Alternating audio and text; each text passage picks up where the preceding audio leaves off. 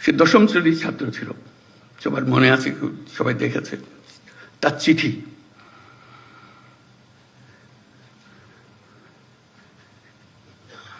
সে মিছিলে যোগদান করবে।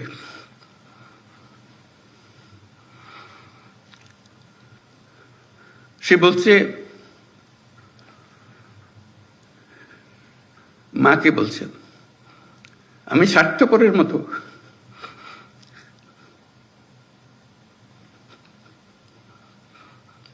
বসে থাকতে পারবো না, আমাকে মাফ করে দিও, যদি ফিরে না আসি আমাকে মাফ করে দিও।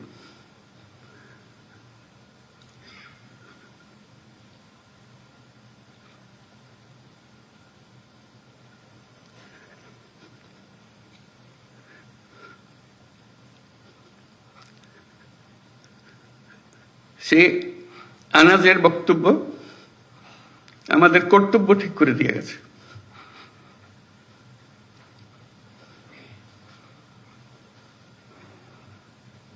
আমরা বসে থাকবো না।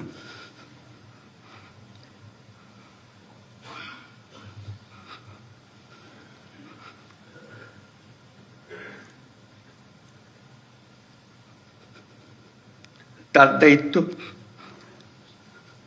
সে যে দায়িত্ব আমাদেরকে দিয়ে গেছে,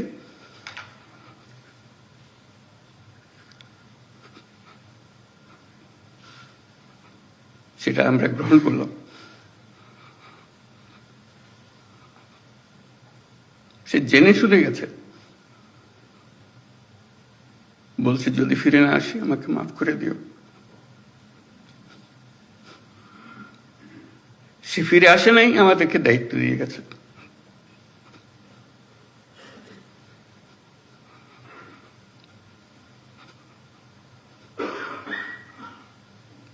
সেই কাপুরুষের মতো বসে থাকতে চাইনি।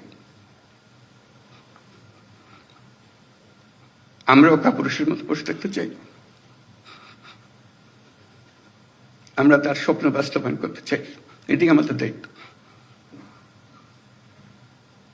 আমরা যা বর্তমানে করি তার চেয়ে বহুগুণে বেশি করতে পারি, আমাদের সে সক্ষমতা আছে। মাত্র 3 মাসের জন্য সেই ক্ষমতাটা ব্যবহার করব।